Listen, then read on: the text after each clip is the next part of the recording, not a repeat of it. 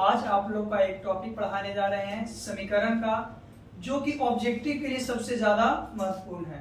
यानी कि जो मेथड पढ़ाने जा रहे हैं, जो विधि बताने जा रहे हैं, उसमें ऑब्जेक्टिव ही सबसे ज्यादा क्वेश्चन पूछता है और कंफर्म आपका 2 से 3 नंबर पूछता है। 2 से 3 नंबर कंफर्म पूछता है। कभी कभी जो टाइप बताने जा रहे हैं वो आपको सब्जेक्टिव में भी पूछता है। वो मेथड है ब्रज गुणन विधि। देखिए ब्रज गुणन विधि होता क्या है, ब्रज गुणन विधि के बारे में जानते हैं। तो ब्रज गुणन विधि की बात करते हैं। ब्रज गुणन विधि ये जो है एक समीकरण का रूप है। किसका? समीकरण का रूप है, समीकरण बनाने का मेथड है। तो सबसे पहले ये देखते हैं कि समीकरण का फॉर्म क्या होता है। समीकरण का फॉर्म क्या होता है? कोई भी फॉर्म में रहेगा तो हम लोग क्या करेंगे, तो समीकरण का फॉर्म है a1x plus b1y plus c1 equal to 0। ये है एक इक्वेशन। फिर है a2x plus b2y plus c2 equal to 0। ये है इक्वेशन सेकेंड। दूसरी बात, ये जो है आपका रैखिक समीकरण है। कौन सा समीकरण? रैखिक समीकरण है, जिसकी आपका पावर जो होता है वो एक होता है। क्या होता है? एक। जो घात होता है एक होता है। यानी इससे एक ऑब्जेक्टिव पूछता है कि एक घात वाले बहुपद को क्या कहते हैं, तो एक घात वाले बहुपद को हम लोग रैखिक समीकरण कहते हैं। क्या कहते हैं? रैखिक समीकरण कहते हैं। यानी एक घात वाले बहुपद आपका रैखिक समीकरण कहलाता है। आगे हम लोग चर्चा करते हैं इसके बारे में। तो यहाँ एक घात वाला है। दूसरी बात, एगो x है और एगो y है। तो x और y कहने का मतलब क्या है कि दो वेरिएबल नंबर है। वेरिएबल नंबर जिसका वैल्यू चेंज होता है। क्या है? वेरिएबल नंबर जिसका वैल्यू जो है आपका चेंज होगा। और कांस्टेंट कहने का मतलब होता है कि no value change, no value change. यानी कि वेरिएबल, दो वेरिएबल है, इसीलिए इस समीकरण का पूरा नाम होता है दो चर वाले रैखिक समीकरण। और कोई दो में है तो क्या कहते हैं? दो चर वाले रैखिक समीकरण का युग्म। युग्म कहने का मतलब क्या होता है? जोड़ा। युग्म कहने का मतलब क्या होता है? जोड़ा। तो ये है इक्वेशन के बारे में जाने। अब देखते हैं कि इससे किस तरह से आपका क्वेश्चन पूछता है, किस तरह से क्वेश्चन आपका पूछता है, उसके बारे में जानते हैं। तो ये समीकरण ब्रज गुणन विधि में तीन स्टेप को हम लोग को याद रखना है दिमाग में, और वही 3 स्टेप से आपका क्वेश्चन पूछता है। पहला स्टेप क्या है देखिएगा।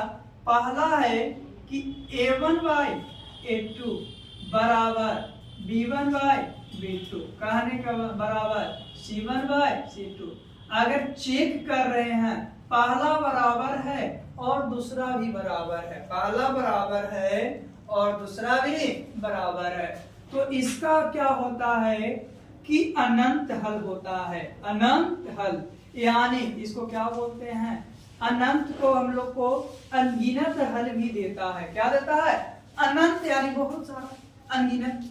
तो जब आपका तीनों बराबर रहेगा, कंडीशन क्या था? एक समीकरण रहेगा, एक समीकरण चेक करेंगे और जब तीनों बराबर रहेगा तो अनगिनत हल या अनंत हल होगा। अनगिनत हल या अनंत हल होगा।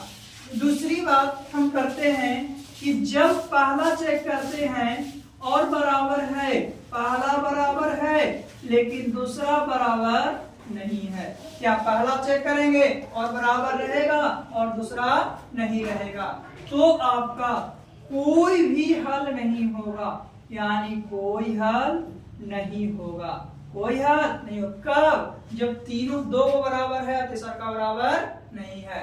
तीसरा स्टेप क्या याद रखना है कि अगर हम लोग चेक कर रहे हैं और पहला ही बराबर नहीं हो गया तो हम लोग आगे नहीं चेक करेंगे। पहला बराबर नहीं है तो आगे चेक नहीं करेंगे।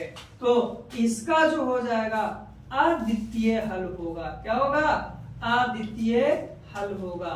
अद्वितीय हल कहने का मतलब क्या है कि एक x का मान आएगा और एक y का मान आएगा।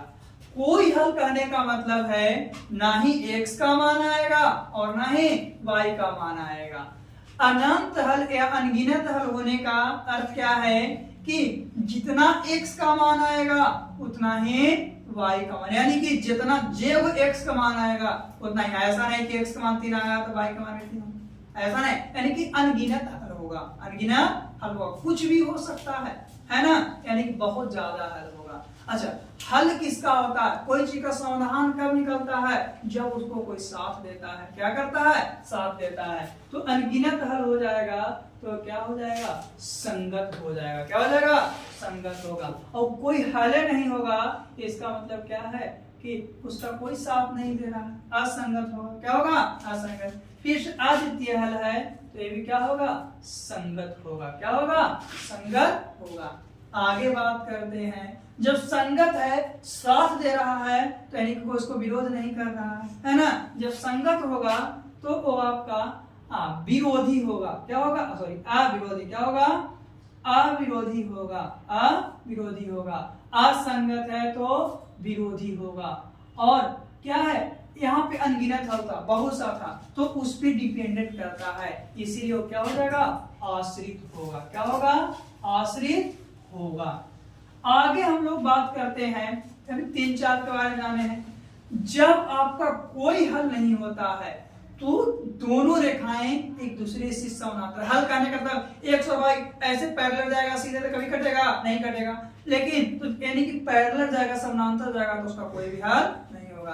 तो इस कंडीशन में क्या लिखेंगे? समानांतर होगा। क्या होगा? समानांतर होगा। आगे फिर है कि अनगिनत हल होगा। अनगिनत कहने का मतलब तो दोनों एक ही लाइन पर रहेगा। दोनों क्या रहेगा? एक ही लाइन पे, तो जितना x का मान निकलेगा उतना ही y, यानी एक सरल रेखा होगा। क्या होगा? एक सरल रेखा होगा। एक सरल रेखा होगा। और अगर हम लोग बात करते हैं अद्वितीय हल होने की, तो इसका है कि प्रतिच्छेदी होगा। प्रतिच्छेदी यानी काटेगा।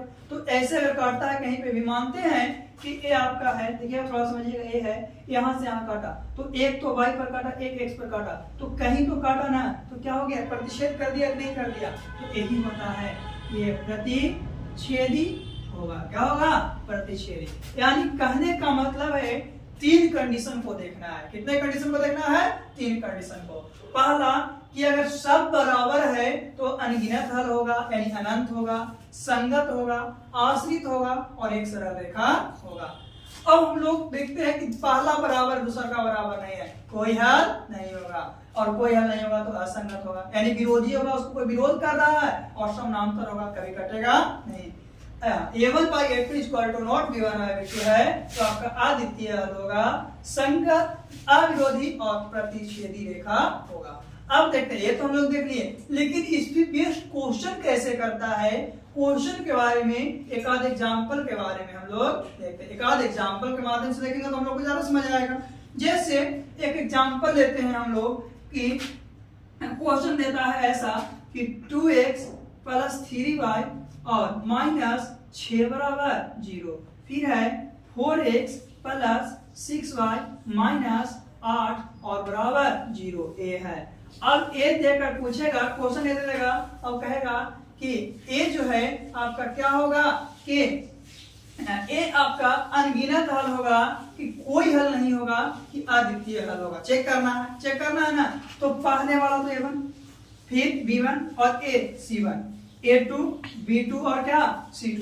चेक करेंगे तो क्या A1 by A2 बराबर B1 by B2 बराबर C1 by C2। ऐसे चेक करना करेंगे तो A1 कितना है? 2/4 बराबर 3/6 बराबर -6/-8, 2 दूनी 4, 3 दूनी 6 और 3 दूनी 6 और 4, यानी कि कहने का मतलब क्या था कि पहला 1/2, दूसरा बराबर 1/2 और बराबर नॉट 3/4 हो जाएगा ना। तो बताइए कि पहले का बराबर है, दूसरा का बराबर नहीं है, क्या होगा? कोई हल नहीं होगा, कोई हल नहीं होगा। तो इस तरह से आपको ऑब्जेक्टिव में एक क्वेश्चन कंफर्म देता है, हम दिमाग में बैठा लीजिएगा। तो सबसे पहले क्या करना, कुछ भी आएगा उसको चेक करें, क्या करेंगे, चेक करेंगे। और तीनों बराबर रहेगा तो अनगिनत बोल देंगे, अगर एक बराबर है दूसरा का नहीं है तो कोई हल नहीं, यानी कि इसका हल होगा जी, तो क्या लिखेंगे, हल नहीं होगा, हल नहीं होगा। इस तरह से एक आपका ऑब्जेक्टिव का एक क्या था, आपका एक एग्जांपल था, एक एग्जांपल था। इस तरह से आपको क्वेश्चन पूछता, एक क्वेश्चन आपको गारंटी के साथ पूछेगा आपको एग्जाम में कि बताइए कि कौन सा हल होगा, या इसी के जगह पर कौन सा हल नहीं पूछ के बोलेगा कि बताइए कि सरल रेखा होगा, कि समानांतर होगा, कि प्रतिच्छेदी होगा। तो क्या हो जाएगा, जब कोई हल नहीं है तो क्या हो जाएगा, समानांतर हो जाएगा, हो जाएगा कि हो जाएगा। तो इसके लिए ये 3 पॉइंट हम लोग को याद करना है। आगे हम लोग देखते हैं इसमें दूसरे टाइप का क्वेश्चन किस तरह से पूछा जाता है। दूसरे टाइप का क्वेश्चन के लिए हम लोग थोड़ा सा जानते हैं कि दूसरे टाइप का क्वेश्चन किस तरह से पूछा जाता है। जैसे हम लोग क्या करते हैं कि आपका एक और एग्जांपल लेते हैं, क्या करते हैं, एक और एग्जांपल लेते हैं। देखिए एक और एग्जांपल क्या लेते हैं, कहेगा मान लीजिए k का मान निकालिए, या p का मान निकालिए, या a का मान निकालिए, या a का मान निकालिए। तो निकालने के लिए देगा, उससे पहले कंडीशन को देगा। अभी हम लोग को उस तरफ से चेक करना तो इस तरफ आ रहा था, लेकिन जब वैसा कंडीशन देगा तो एनएक्स बता देगा कि कौन सा होगा। जैसे कि एक एग्जांपल हम लोग लेते हैं, एक एग्जांपल क्या है कि 2x प्लस ky और बराबर कितना है, 10 है, इक्वेशन फर्स्ट है। और 3x है माइनस 2y है और बराबर कितना है आपका, तो 20 है, कितना है, 20 है, इक्वेशन सेकंड। ऐसा क्वेश्चन देगा और कहेगा कि k का मान ज्ञात कीजिए। किसका मान ज्ञात कीजिए, k का मान ज्ञात कीजिए। तो k का मान ज्ञात करने के लिए कहेगा, लेकिन ये भी बोलेगा कि जब k का मान ज्ञात किए किसके लिए कीजिए, तो 3 कंडीशन बोलेगा, चाहे तो अनगिनत हल के लिए कीजिए, या कोई हल के लिए नहीं कीजिए, या अद्वितीय हल के लिए कीजिए। अब तो कंडीशन बोलेगा, अगर मानते हैं कि हमको बोलेगा कि अद्वितीय हल के लिए, किसके लिए, अद्वितीय हल के लिए। तो अद्वितीय हल के लिए क्या होता है, a1 by a2 equal to not b1 by b2। क्या हम लोग लिखेंगे यहाँ पे क्या कि a1 by a2 equal to not b1 by b2, यही लिखेंगे अद्वितीय हल के लिए। अगर ये बोलता कि अनेक हल के लिए तो क्या लिखते, अनेक हल के लिए तो बराबर सब लेते कि नहीं लेते। तो कितना a1 कितना हो जाएगा, 2/3 बराबर नॉट, b के जगह क्या, k/-2, तो 2 दूनी 4, यानी -4 इक्वल टू नॉट 3 के, यानी k बराबर क्या हो जाएगा, -4/3। तो k का वैल्यू क्या होगा, -4/3 होगा। इस तरह से आपका क्वेश्चन पूछता है, इस तरह से आपका क्या है, क्वेश्चन पूछता है, ऑथराइज करता है कि कौन सा किसका मान पूछेगा। चलिए एक बार फिर से रिपीट करते हैं। सबसे पहला इससे क्या क्वेश्चन पूछेगा कि एक चर वाले रैखिक समीकरण, सॉरी एक चर वाले समीकरण, एक घात वाले समीकरण क्या कहलाते हैं, या एक बहुपद वाले समीकरण क्या कहलाते हैं, रैखिक बहुपद। क्या कहलाते हैं, रैखिक बहुपद या रैखिक समीकरण। समीकरण में रहेगा तो रैखिक समीकरण, बहुपद में रहेगा तो रैखिक बहुपद कहलाएगा। कोई दिक्कत, आगे योग मतलब क्या, जोड़ा, variable and value change, constant no value change.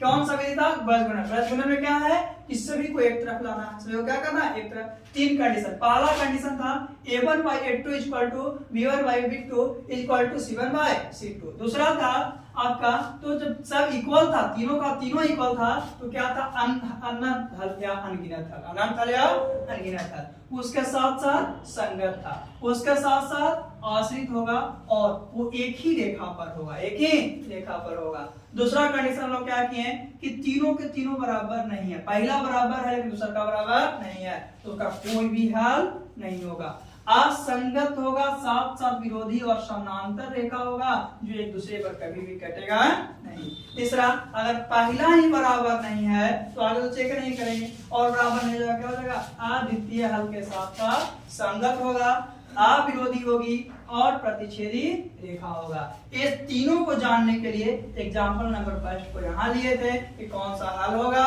और इसका अपोजिट जानने के लिए एग्जांपल आपको यहाँ लिए थे। ये था आपका ब्रजगुणन विधि का ऑब्जेक्टिव, जो आपका कंफर्म 2 से 3 नंबर आपका पूछता है। क्या कंफर्म 2 से 3 नंबर आपका एग्जाम में